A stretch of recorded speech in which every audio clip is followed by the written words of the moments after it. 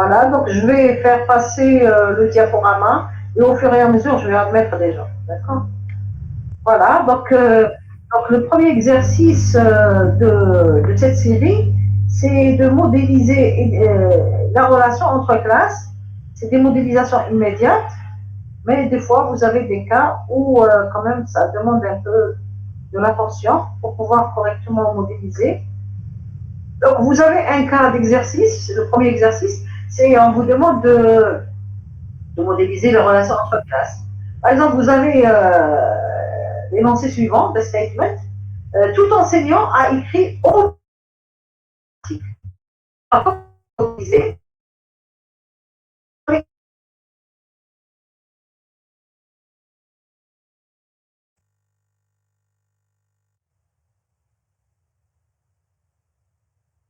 un ou plusieurs. Donc, la relation, c'est une relation d'association. Enseignant,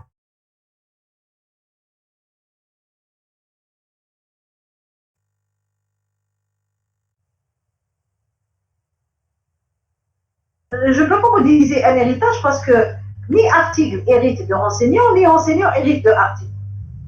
Ça ne peut pas être une agrégation parce qu'un enseignant ne peut pas comporter plusieurs articles. Et l'article ne peut pas comporter plusieurs enseignants. Ce n'est pas une composition aussi parce que l'enseignant n'est pas composé d'articles et l'article n'est pas composé d'enseignants. Donc la seule relation qui reste, c'est la relation d'association. Parce que ce sont deux natures différentes. L'enseignant est de nature différente de l'article. D'accord? Ici, vous avez la multiplicité 1 à plusieurs. Pourquoi? Parce que vous avez ce mot au moins. Vous avez deux. Oui? Madame, vous pouvez répéter. Donc, ce statement. Donc, d'abord, il faut identifier dans le statement, dans l'énoncé, il faut identifier les classes. Par exemple, ici, vous avez la classe enseignant, ça c'est clair, et la classe article. On les a identifiés. Donc, on va les modéliser tout d'abord. Ensuite, maintenant, il faut identifier le type de relation qui peut relier ces classes. On va se dire, est-ce que c'est une association, c'est un héritage, c'est une composition, ou bien c'est une agrégation, ou bien carrément c'est une interface. Implémentation, je veux dire, par exemple, on va implémenter une interface. Donc déjà, c'est pas une implémentation, parce que ça, enseignant, ce n'est pas une interface, et article, ce n'est pas c'est pas une interface. Pourquoi? Parce que si c'était une interface, dans les deux classes, on aurait des signatures de méthode. Donc c'est pas une implémentation, d'accord? C'est pas un héritage. Pourquoi?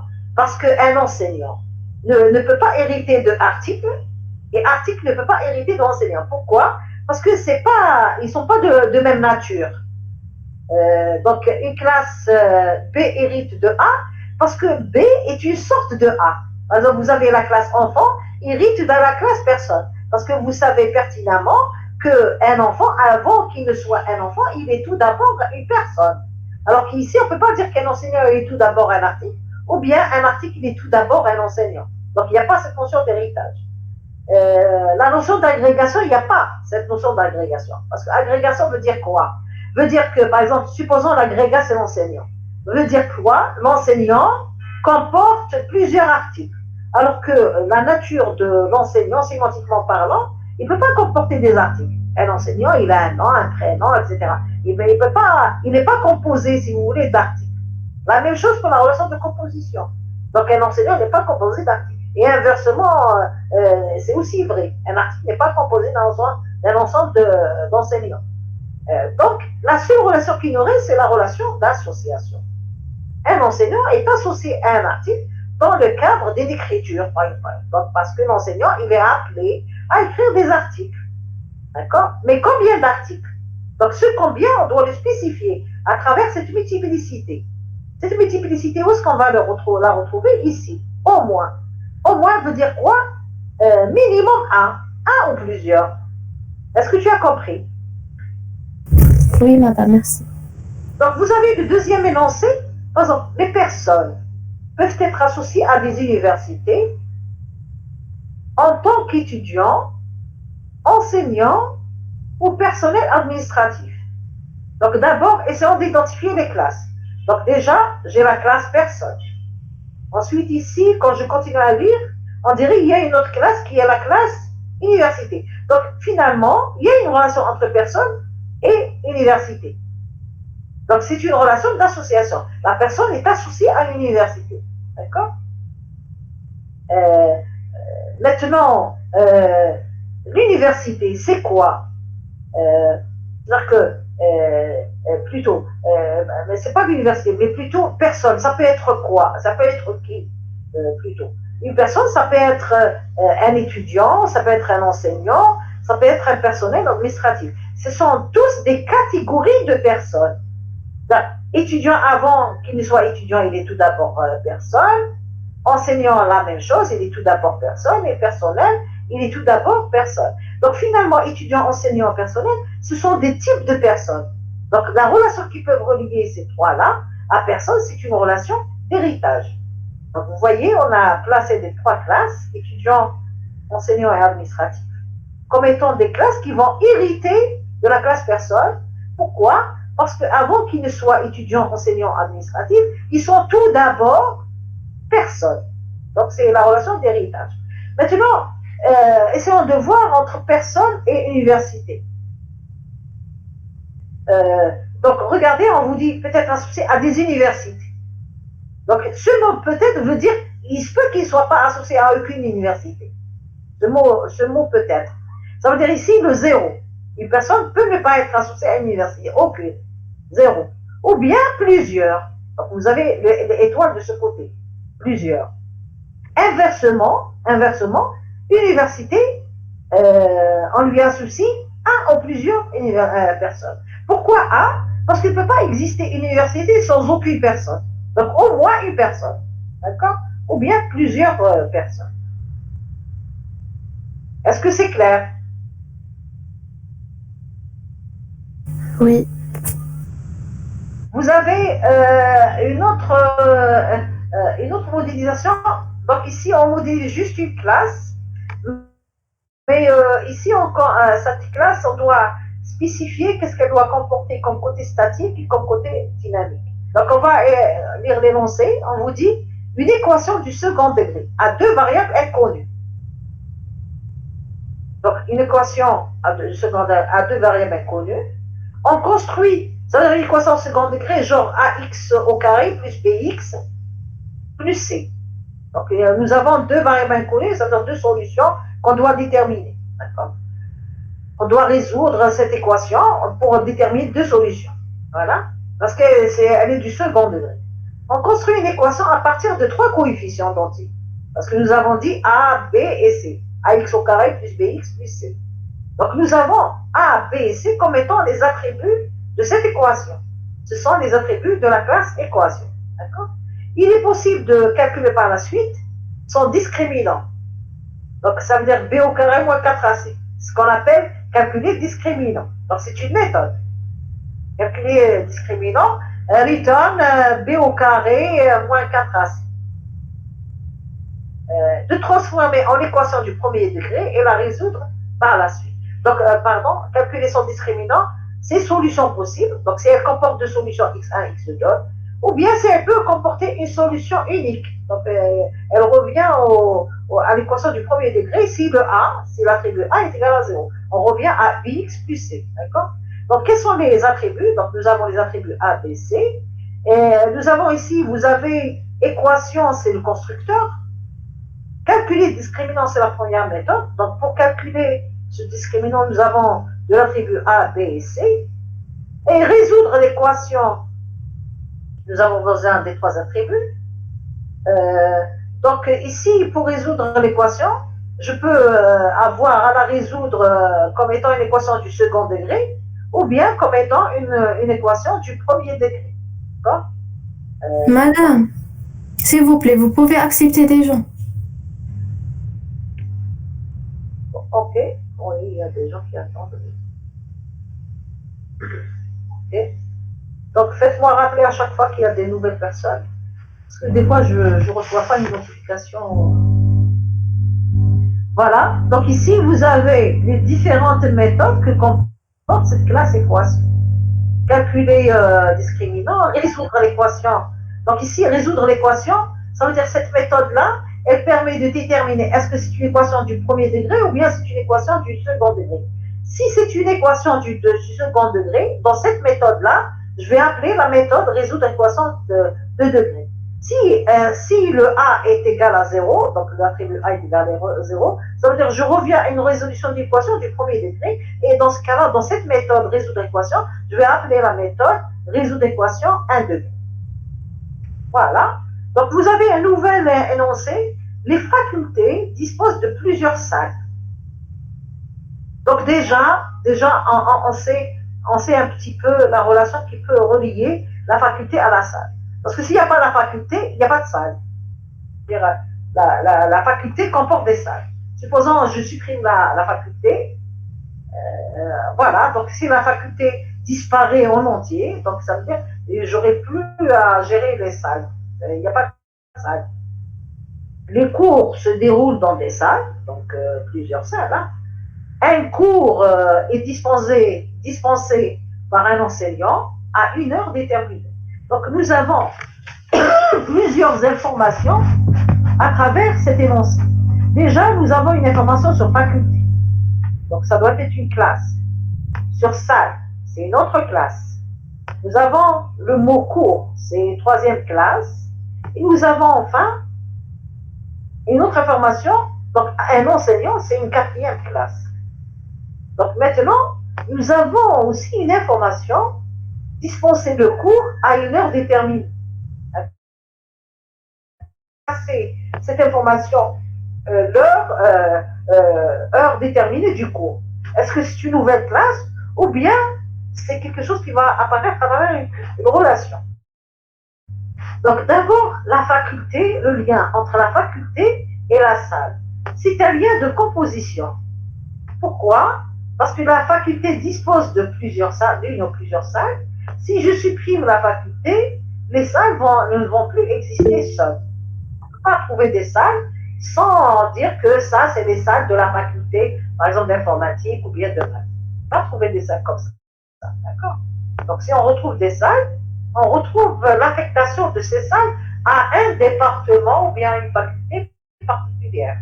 Même lorsque vous avez les salles, vous avez ici des salles de cours, des salles de TD, etc. Donc, par exemple, la salle dans laquelle on fait le cours, elle est rattachée à la faculté d'informatique pour une période, si vous voulez, une période d'un semestre ou bien d'un créneau particulier, etc. Donc, finalement, c'est une relation de composition. Maintenant, où est-ce qu'ils vont se dérouler les cours? On vous dit, les cours vont se dérouler dans des salles, d'accord? Donc, il y a une relation entre cours et salle. C'est le déroulement du cours. Alors, un cours peut se dérouler dans une à plusieurs salles. Donc, si vous voulez, à chaque fois, on le fait dans une salle. Et dans une salle, il peut y avoir 0 cours ou bien plusieurs cours. Bien sûr, ici, si on devait spécifier, on peut spécifier l'heure, le créneau, etc. On aura plus de détails sur cette association qui peut être étendue à d'autres informations pour déterminer l'heure du cours, le créneau, etc. Maintenant, nous avons une troisième relation d'association, donc qui est d'association, qui relie le cours à l'enseignant. Parce qu'on sait que l'enseignant va dispenser des cours, un ou plusieurs cours, et un cours peut être dispensé par un ou plusieurs enseignants. Par exemple, le cours de GL est dispensé par moi-même et M. Hammel. Donc nous sommes 2 enseignants. Oui, mais ce qui va déterminer cette relation de dispenser le cours, c'est l'heure à laquelle le cours est dispensé. Donc ici, un enseignant, quand il dispense un cours, on doit déterminer l'heure à laquelle ce cours, il l'a dispensé. Donc cette heure, c'est une nouvelle information qui se génère à travers cette relation d'association. Dans ce cas-là, où est-ce qu'on va la placer? Dans une nouvelle classe qu'on appelle une classe d'association. Notez la classe d'association, elle est en relation pointillée, que vous voyez ici, avec l'association, et non pas avec les classes, d'accord? C'est pour cette raison on l'appelle une classe d'association.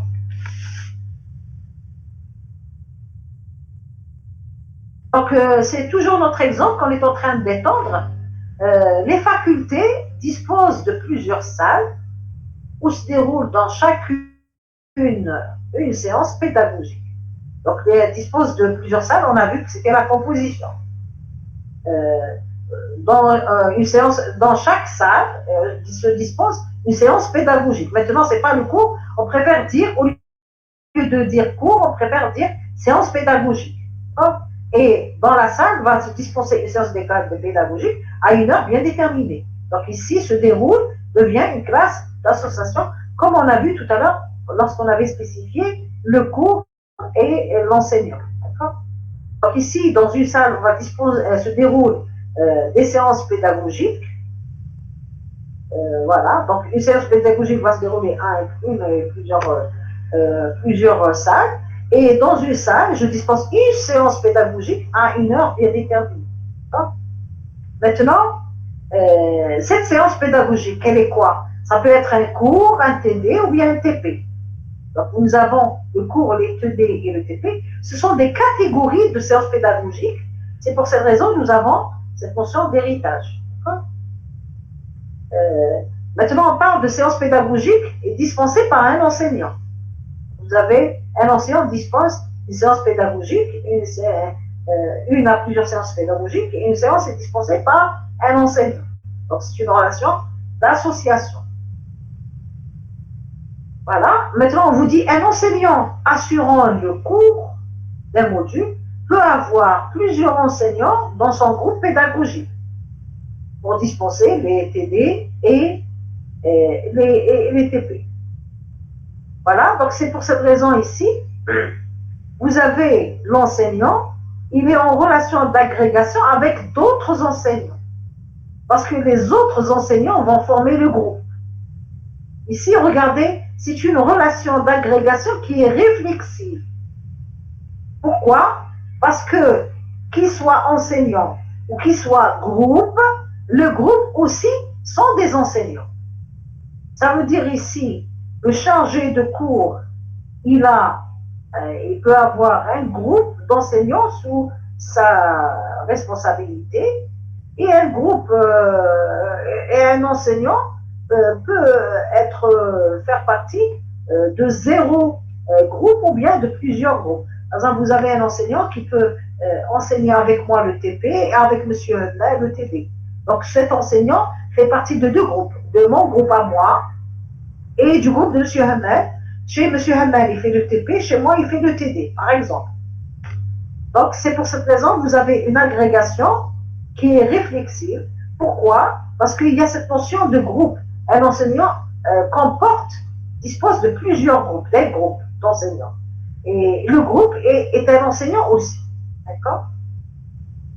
Et on a vu aussi cette notion d'association entre la séance pédagogique et le module. On a sauté une phrase. Une séance pédagogique est affiliée à un module donné. La séance est affiliée à un seul module et un module, on peut lui affilier plusieurs séances pédagogiques. Est-ce que cet exemple est clair? S'il vous plaît? Oui. Voilà, donc j'admets à chaque fois des personnes. Donc, on va avancer. Madame, s'il vous plaît, pouvez-vous répéter l'association de réflexion? Je répète quoi? Je répète quoi? Séance pédagogique et module. Mademoiselle, quelle est ça? Votre question? Est-ce que vous pouvez me répéter votre question, s'il vous plaît? Madame, l'enseignant. L'enseignant, d'accord. Oui. Alors, l'enseignant, regardez, on vous dit dans l'énoncé, attendez ici, un enseignant assurant le cours d'un module peut avoir plusieurs enseignants dans son groupe pédagogique. Ça veut dire l'enseignant, je dois avoir les informations sur l'enseignant et je dois avoir les informations sur son groupe. Le groupe, il est de quel type? Il est de type enseignant. Ça veut dire si j'ai programmé ça en Java, je vais nommer un attribut qui s'appelle groupe, entre crochets, enseignant. Ça veut dire le groupe, il est de type enseignant. Ça veut dire ici, puisque j'ai un enseignant, il comporte un groupe de type enseignant, comporter ou bien comprend, ça veut dire ce groupe-là, il fait partie de l'enseignant et c'est une relation réflexive. Mais réflexive, pas une relation d'association, c'est une relation d'agrégation réflexive. Pourquoi? Parce que aussi bien l'enseignant chargé du cours que les autres enseignants qui font partie de son groupe sont aussi des enseignants aussi.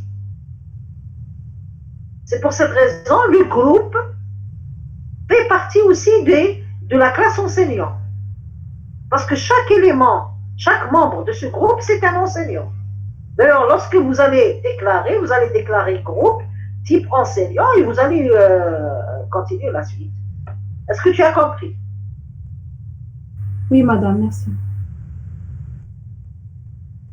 On a rectifié un petit peu l'énoncé pour mieux spécifier les relations. Attendez, qu'est-ce qu'on a rajouté ici? Ah oui, on a rajouté une nouvelle information, on va dire.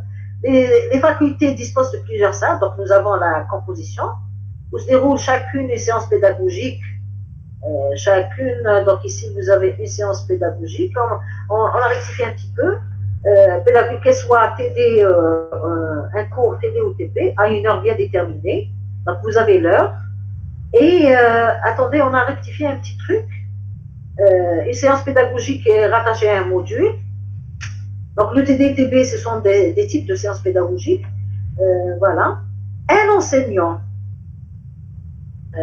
Voilà. Ah oui, voilà la rectification. Un enseignant assurant le cours d'un module peut avoir plusieurs enseignants de son groupe pédagogique. Non, c'est pas ici. Attendez. Se déroule chacune des séances pédagogiques, qu'elle soit un cours, un TD ou un TP à une heure bien déterminée. Voilà, bien déterminée. Une séance pédagogique est affiliée à un module. Une séance pédagogique est dispensée par un enseignant. Alors ici, on a préféré relier une relation ternaire, reliant la salle, la séance pédagogique et l'enseignant. À une heure, ça veut dire ici, regardez, à une heure bien déterminée, donc ici, ça devient une classe d'association de cette relation ternaire. La relation ternaire, elle relie trois classes, la salle, l'enseignant et la séance pédagogique. Donc cette classe d'association, l'heure, par exemple, l'heure de déroulement de la séance pédagogique, donc je sais à cette heure-là, par exemple à une heure bien déterminée, je sais c'est quelle séance pédagogique, et je sais quelle salle, et je sais quel est l'enseignant qui enseigne. Donc j'ai les trois informations que je peux avoir à un moment donné. Lorsque j'ai un créneau, bien une heure, un créneau bien déterminé, je sais dans quelle salle, qui enseigne dans cette salle, et quelle est la séance pédagogique qui est enseignée. Par exemple, dans la salle 119, par exemple, de 2h30 à 16h, par exemple, nous avons la salle 119, la séance CGL, l'enseignant c'est Boulkrinat, exemple. Par contre, l'ancienne modélisation, ici, regardez l'ancienne modélisation, dans une salle, à une heure bien déterminée, dans une salle, je sais quelle est la séance pédagogique qui se déroule. Mais à travers cette association, je ne saurais pas qui l'enseigne, qui est en train de l'enseigner. À un moment donné, qui est en train de l'enseigner. Parce que ici, pour pouvoir obtenir cette information, je suis obligée d'aller voir cette séance pédagogique qui est en train de l'enseigner ici, à travers cette association. Par exemple, à 2h30, j'ai la salle 119, j'ai la salle, la séance CGL, la séance CGL, et c'est tout. Et c'est tout. Parce que ici, dans le même créneau, 2h30, je peux retrouver la salle, par exemple, 120, et j'ai une autre salle, une autre séance GL. Supposons à 2h30, dans la salle 119, j'ai GL, et dans la salle 120, j'ai aussi GL. 119, c'est pour nous et 120, c'est pour M. Hamel. Au même créneau, on enseigne GL. Supposons, au même créneau, on enseigne GL. C'est-à-dire, ici, quand je vais lire la séance de GL, ici, la séance de GL, je ne saurais pas, est-ce que, par exemple, ici, je vais mettre, la séance de GL, c'est Boulkrinat. Est-ce que Boulkrinat, elle enseigne dans la salle 219 ou bien dans la salle 120? Je n'ai pas cette information. Comme je peux retrouver la séance de GL, c'est M. Hamel qui l'enseigne, mais je ne saurais pas l'information. Est-ce que M. Hamel, il est en train de l'enseigner, cette séance de GL, dans la salle 120 ou bien dans la salle 119? Donc, pour éviter ça, je peux obtenir toute l'information complète sur le déroulement d'une séance pédagogique. Donc, je saurais, par exemple, dans la salle 119, à 2h30, dans la salle 119, est en train de se dérouler une séance GL qui est enseignée par Boulkrinat. Dans la salle, à 2h30, dans la salle 120, est en train de se dérouler une séance GL qui est dispensée par M. Hamel. Donc, j'obtiens l'information complète sur le déroulement d'une séance pédagogique. Et le créneau, et la salle, et l'enseignant qui est en train de l'enseigner à ce moment-là. Alors que l'ancienne modélisation, non. J'ai le créneau, la salle et la séance. Si je veux obtenir l'information sur l'enseignant, je dois aller voir GL est en relation avec quel enseignant.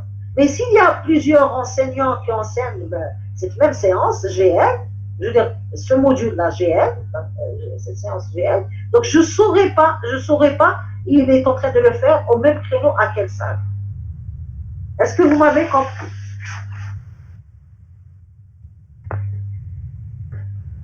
S'il vous plaît? Oui. Voilà, je continue. Donc ici, cet énoncé rectifié, c'est pour quoi faire? C'est pour que je puisse identifier de façon unique, quand il y a une heure bien déterminée ou bien un créneau, est en train de se dérouler une séance pédagogique, je sais dans quelle salle et je sais aussi qui est l'enseignant qui est en train de la dispenser. De façon unique. Madame, Oui, mademoiselle? وراي لا فراز لي Comment? وراي لا فراز لي تموديفيات باش عرفنا نديرو لونسينيون باش قدرنا نديرو هاد لا غولاسيون.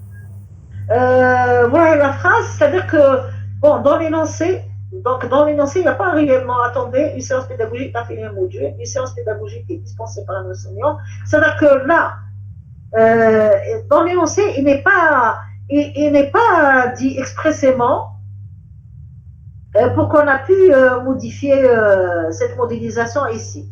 On a pu remarquer une chose, une lacune à ce niveau. Je ne sais pas si je peux écrire. Attendez, je vais faire échappe. Attendez, je vais faire échappe. Donc, par exemple, donc je vais essayer d'écrire quelque chose. Donc, insérer.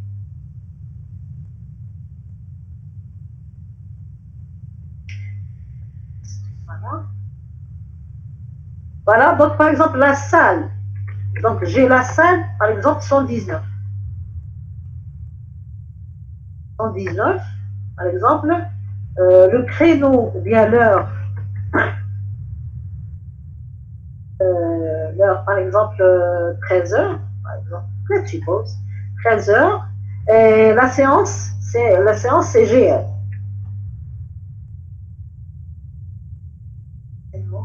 GL. D'accord. Donc, supposons dans le même créneau, on va essayer de trouver, voilà, un contre-exemple, voilà. Donc, supposons dans le même créneau, mais c'est une salle, par exemple, 120, let's suppose, 120, c'est aussi GL. Tu es d'accord avec moi? Oui. Donc, supposons c'est aussi GL. Bon, essayons de la faire monter. Voilà. Donc, la différence, c'est bien la salle. C'est la salle qui est différente. Dans le même créneau, on fait 2 cours de GL. Hadith à la section A ou hadith à la section B. Let's suppose. Donc maintenant, on chauffe la relation entre séance et enseignant. Donc, parce que j'ai des relations binaires. Séance pédagogique enseignant. Par exemple, séance GL, donc une séance GL,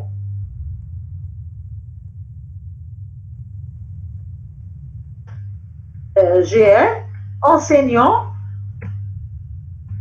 je suppose, enseignant, c'est Boulkrina, supposons. Voilà. On bat une autre relation. Bon, attendez, je vais essayer de diminuer.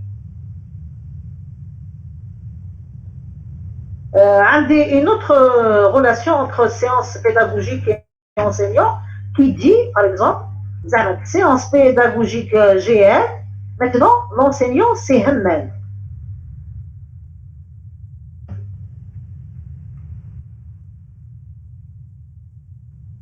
Voilà. Donc, nous avons modélisé, ou bien instancié, nous avons donné des instances de ces classes-là. D'accord? Est-ce que tu es d'accord avec moi? Oui, madame. Très bien.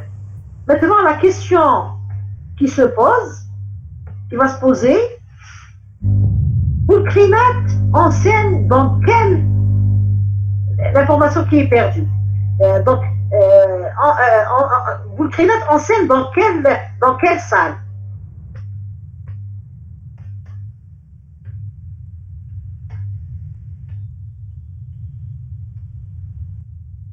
Est-ce que c'est la 119 ou la 120? On ne sait pas. Parce que ma question a une information qui permet de répondre à cette question. Il n'y a pas une relation qui relie l'enseignant à la salle. D'accord? La même chose, ici, on pourra aussi se poser la question pour M. Hammel. Ok, je vais mettre un numéro, ça sera plus. Pour la question, la même chose pour M. Hammel. On va se dire, M. Hammel enseigne le GL dans quelle salle? Est-ce que c'est la salle 119 ou bien c'est la salle 120? Est-ce que tu m'as compris, ma fille? Oui, madame, merci. Cette information, on l'a pas à travers cette modélisation. La modélisation du Danahadok, on ne l'a pas. Parce qu'à l'âge, nous avons une relation binaire entre celle-là, et la séance. D'accord? Nous avons ici la salle et la séance. De façon séparée, nous avons la séance et l'enseignant. Ici, séance et enseignant. Et l'information qui est perdue, on ne sait pas l'enseignant, la séance et l'enseignant. On ne sait pas l'enseignant, il est en train de faire tout ça dans quelle salle. Donc, il y a une information qui est perdue. Par contre, si je modélise tel que je vous ai montré, c'est-à-dire dans l'énoncé, il n'y a pas de rectification d'énoncé, mais plutôt lorsqu'on a instancié des objets de ces classes-là, on a remarqué qu'il y avait une information perdue. C'est celle de déterminer de façon unique où se déroule une séance pédagogique enseignée par un enseignant et dans quelle salle. Par contre, si je devais modéliser de façon rectifiée comme on l'a vu ici, je vais essayer de faire ça. Alors, ici, je saurais, dans la salle 119, séance, etc., l'enseignant, c'est Boulkrinat. T'as compris? Alors ici, je sais que c'est l'enseignant, il est Hammel, avec cette nouvelle modélisation. Et l'information qui était perdue ne devient plus perdue parce qu'on l'a ramassée dans cette relation ternaire. À un créneau bien déterminé, qui est 13 heures par exemple, je sais qu'il se déroule à la salle 119, la séance de GL enseignée par Boulkrinat. À l'heure de 13 heures, le même créneau, je sais qu'il se déroule dans la salle 120, une séance de GL enseignée par un même. Donc, cette façon de faire, elle est possible, c'est parce que nous avons modélisé une relation ternaire qui nous permet d'obtenir l'information complète sur le déroulement d'une séance qui met en relation les différentes parties, et l'enseignant, et le créneau, et le type de, si vous voulez, de la séance, etc. Est-ce que tu m'as compris? Oui, madame. J'espère que les autres ont compris. Attendez, je vais essayer d'insérer cette petite flèche. Et je vais la garder, cette petite flèche, pour que par la suite, vous arrivez à comprendre. Voilà.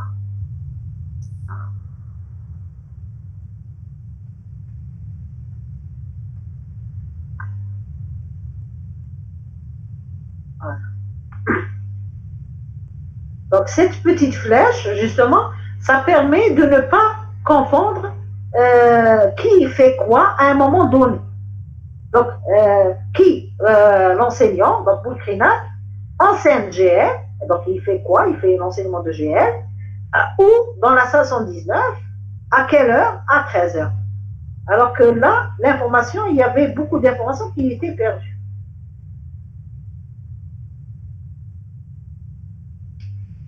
Je vais essayer de garder ça. Donc, quelle ça? Donc, c'est une question à laquelle il faut répondre, mais à travers cette modélisation, on ne peut pas répondre. Voilà, je vais garder ça. Comme ça, vous allez le garder en étant une remarque intéressante. Voilà, je vais les garder. Voilà, très bien.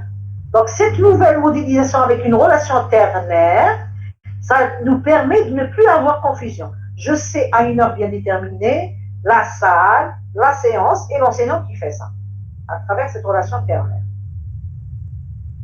Maintenant, on passe à un autre cas. C'est celui d'Amazon. Il vous dit, cet Amazon-là, c'est le site d'achat en ligne. On voit des recommandations d'achat de produits pour ses clients. Voilà, selon leurs préférences. Donc, finalement, déjà, on obtient beaucoup d'informations. Donc, nous avons les recommandations d'achat et nous avons les clients. Donc, ça veut dire les clients, beaucoup d'informations. Regardez, recommandations d'achat de produits. Donc, ça veut dire qu'il y a des produits qui vont être recommandés. Donc, des produits. Donc, nous avons une classe produit, une classe, ça doit être des classes de recommandation de produits. Nous avons aussi le client. Nous avons aussi les préférences du client. Donc, nous avons 4 informations. Donc, il se peut qu'il y ait 4 classes. Le produit à recommander pour un client sont intégrés dans une liste à envoyer en son mail.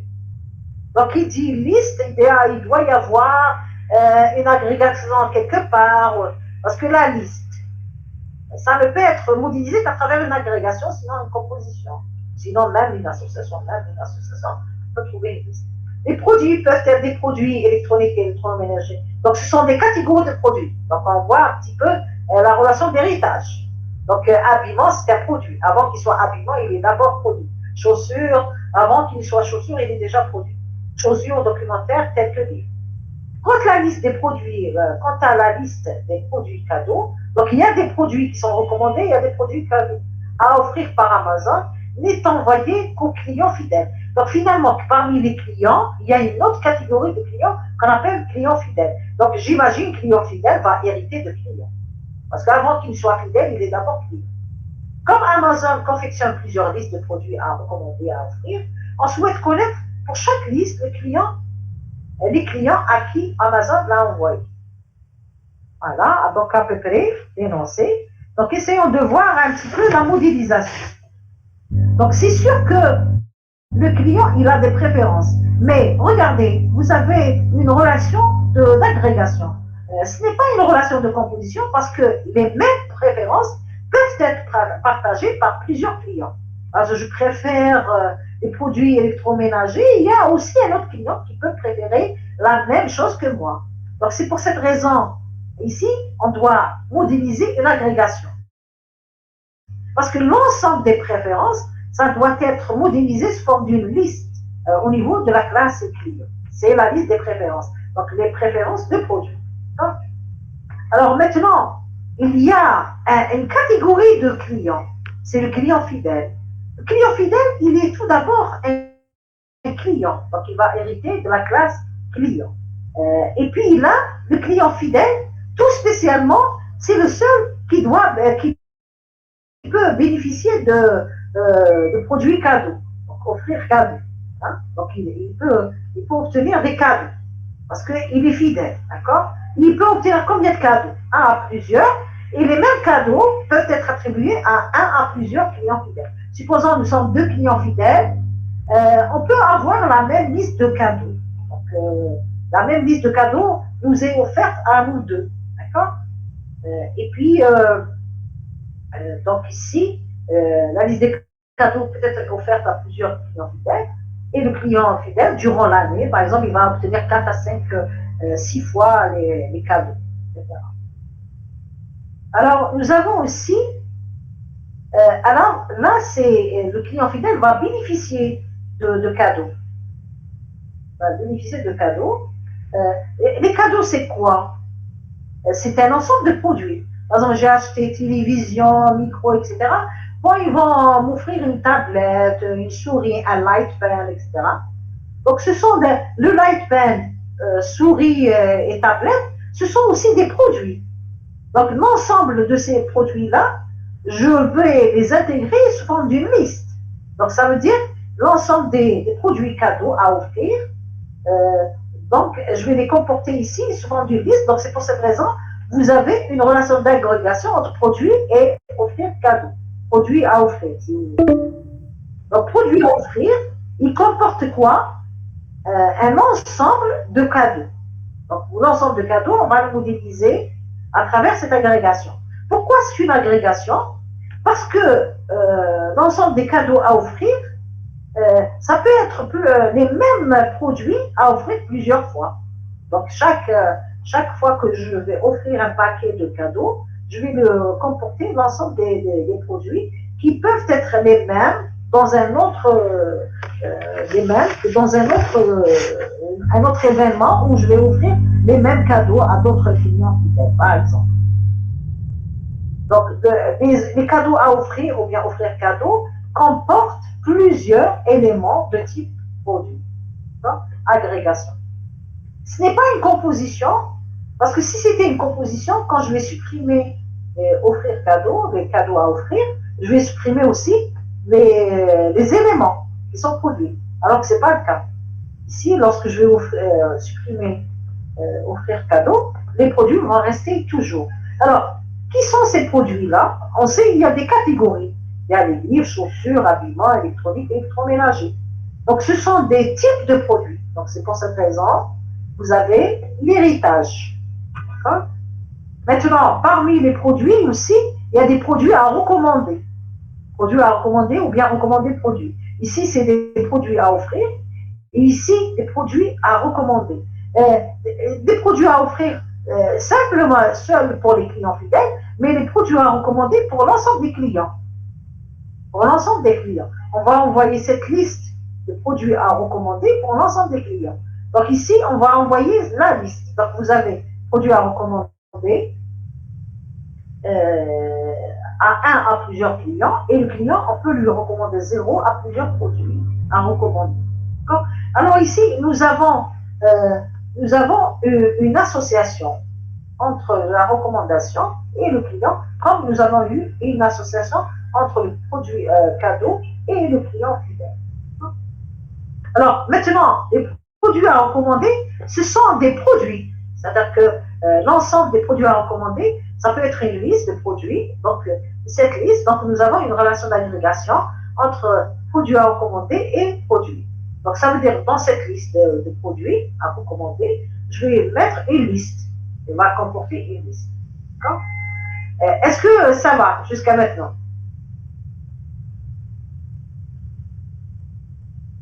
S'il vous plaît, est-ce que ça va?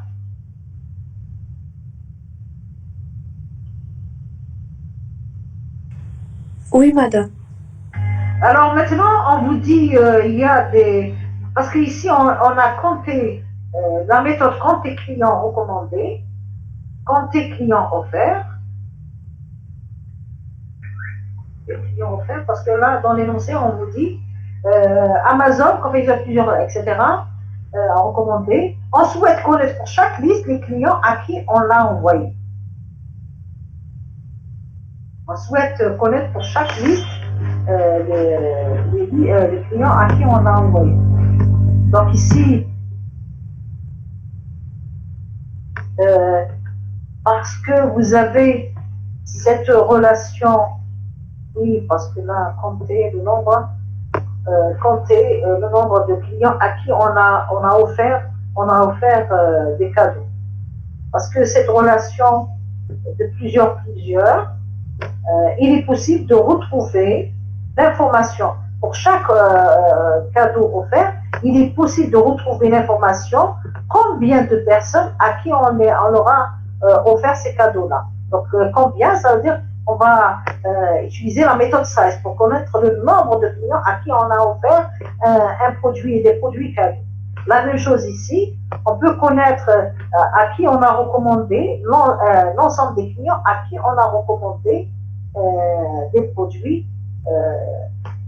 Dans ce cas-là, on va les compter. Donc, ça sera avec size. On peut connaître l'ensemble des clients à qui on a recommandé des produits. À travers justement ce plusieurs, donc, puisqu'il y a plusieurs, on peut retrouver, donc ce sera une liste, et on peut retrouver le size de cette liste-là. J'espère que l'exemple est clair. Maintenant, un dernier exemple dans cet exercice, c'est la gestion d'une bibliothèque. Cette gestion de bibliothèque, elle était initialement sous forme de l'exercice à part, mais je préférais la mettre ici, parce que c'est un exemple qu'on a vu et revu. Donc maintenant, il faut qu'on le revoie à travers la modélisation par diagramme de classe. On a vu à travers le use case les méthodes que comporte cette gestion de bibliothèque, comme l'emprunt, etc., comme la gestion des lecteurs, ou bien des abonnés, etc., la gestion des livres, etc., enfin, des ressources qu'on doit emprunter, etc.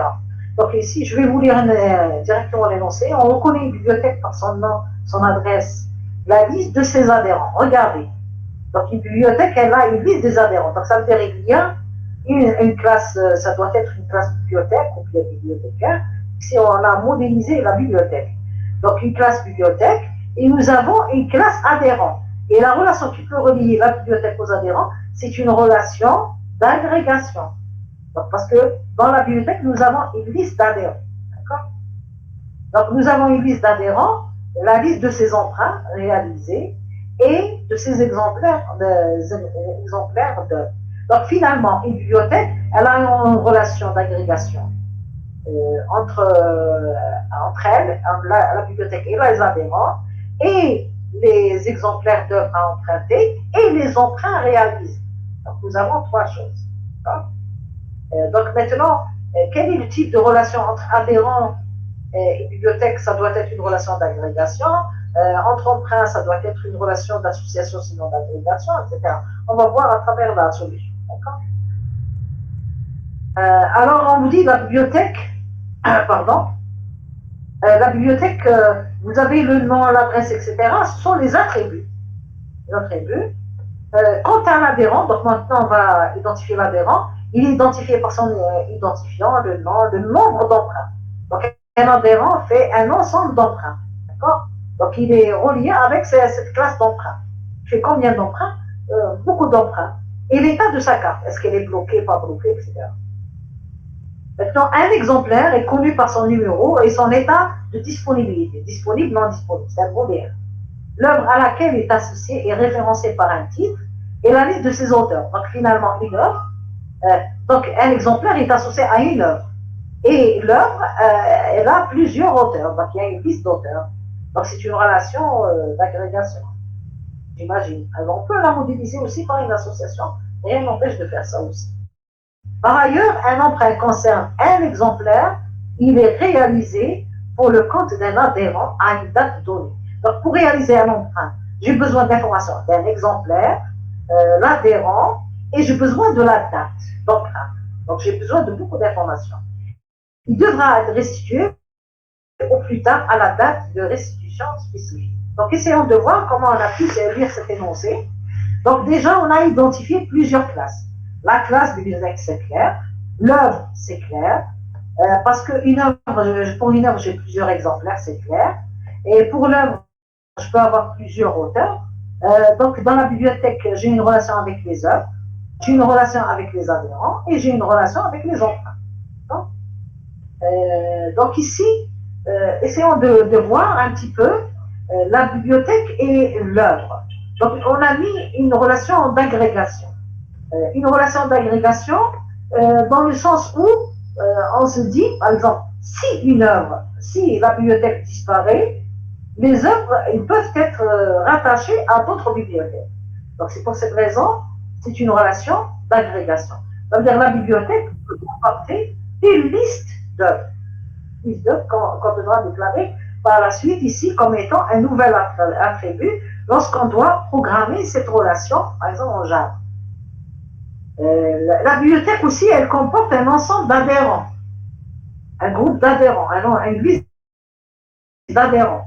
Agrégation, pourquoi? Parce que les adhérents, si la bibliothèque devait disparaître, les adhérents peuvent rejoindre une autre bibliothèque. Et la bibliothèque, elle est en relation avec les opérations d'emprunt. Par contre, les opérations d'emprunt, c'est une relation de composition. Parce que ces opérations d'emprunt, cette liste d'emprunt, n'est réalisée que par cette bibliothèque et pas une autre. Donc, si elle a réalisé un emprunt, supposons que la bibliothèque disparaît, la liste des emprunts qu'elle a réalisés devront disparaître aussi. Donc, c'est pour cette raison que vous avez la relation de composition. Maintenant, essayons de voir un peu l'œuvre. L'œuvre, il a plusieurs exemplaires. Donc, on associe à une œuvre plusieurs exemplaires. Supposons l'œuvre, c'est Java, le livre de Java. Et puis, vous avez, par exemple, 7 exemplaires de ce livre de Java. Numéro 1, 2, etc. Par exemple, dispo, c'est pour dire est-ce qu'il est disponible, n'est pas disponible, il a été emprunté, pas emprunté, etc. Donc, maintenant, une œuvre, on lui associe une liste des auteurs. La liste des auteurs, c'est une agrégation. Parce que si l'œuvre disparaît, les auteurs peuvent figurer dans d'autres œuvres. Ils sont les auteurs de plusieurs œuvres, pas seulement d'une œuvre bien déterminée. C'est une relation d'agrégation. Donc, les auteurs, on les reconnaît par le nom et prénom. L'œuvre, on la reconnaît par son titre. La bibliothèque par son nom, son adresse. L'emprunt, on reconnaît l'emprunt par la date d'emprunt et la date de retour ou bien la date de restitution. Et l'adhérent, on le reconnaît par son ID, nom, prénom et son état. État de sa carte. Est-ce qu'il est bloqué, pas bloqué, etc. Maintenant, nous avons une relation entre l'adhérent, l'emprunt et l'exemplaire. Cette relation, elle est bilingue. Donc, la relation entre un adhérent, entre un adhérent et un exemplaire, c'est la relation d'emprunt. Donc, un adhérent peut emprunter un exemplaire à une date bien déterminée et depuis cette date, on peut lui fixer la date de retour de cet emprunt. Donc, vous voyez bien que cette classe qui était en composition avec celle-là, elle devient une classe d'association de ces deux autres classes. Est-ce que vous avez compris? Ici, vous avez les méthodes, vous avez, attendez, je vais terminer les méthodes. Les méthodes que vous voyez dans les classes, c'est surtout les constructeurs, bibliothèques, etc. Vous avez les méthodes habituelles de ajouter, modifier, supprimer, chercher, et la même chose pour les autres. Oui, mademoiselle? Il y a une question? Madame, exemplaire, علاش ما درناش héritage مع les jours? Exemplaire, pourquoi on n'a pas mis héritage avec œuvre? Parce que, regarde, c'est la même œuvre, sauf que cette œuvre, elle se présente en plusieurs exemplaires. C'est la même œuvre. C'est-à-dire que, je veux dire, en termes de modélisation, rien n'empêche rien n'empêche de faire l'héritage. Par exemple, exemplaire, avant qu'il soit exemplaire, il est tout d'abord œuvre. C'est logique, en termes de sémantiquement parlant, parce que l'exemplaire, il hérite de œuvre, ça veut dire l'exemplaire, il a aussi un titre. Mais ajouter exemplaire, modifier exemplaire, supprimer exemplaire, c'est dans la liste des œuvres. Parce que, regarde, ici, en termes de traduction, de cette association, tu vois bien, ici, regarde là, comment il faut dire. L'œuvre, il a un à plusieurs exemplaires. Et un exemplaire appartient à une œuvre une seule. Ça veut dire qu'il nous le programmer, quand je vais programmer cette association, quand je vais essayer de la traduire, cette association sera traduite sous forme de quoi? Sous forme d'une liste. Exemplaire, ça sera une liste qui sera déclarée ici. Donc, pour chaque œuvre, par exemple Java, j'aurai la liste de ces exemplaires. Exemplaire 1 disponible, exemplaire 2 non disponible, exemplaire 3, etc. Donc, j'aurai la liste. Dans ce cas-là, dans cette liste, je peux ajouter un exemplaire, si je ramène un autre exemplaire du livre de Java. Je peux modifier les informations d'un exemplaire, supposant qu'il n'était pas disponible, ensuite il devient disponible. Je peux supprimer si jamais un exemplaire n'existe plus, je peux rechercher un exemplaire. D'accord? Tu as compris? Alors que, si... Alors, oui? Bon, attends, mais il reste une minute. Il nous reste une minute. Alors que si je fais l'héritage, où est-ce que je pourrais faire ajouter exemplaire, modifier exemplaire, sachant qu'une œuvre, elle doit aller avec l'ensemble de ces exemplaires. Donc c'est pour cette raison l'association, elle est la plus adéquate pour relier l'œuvre à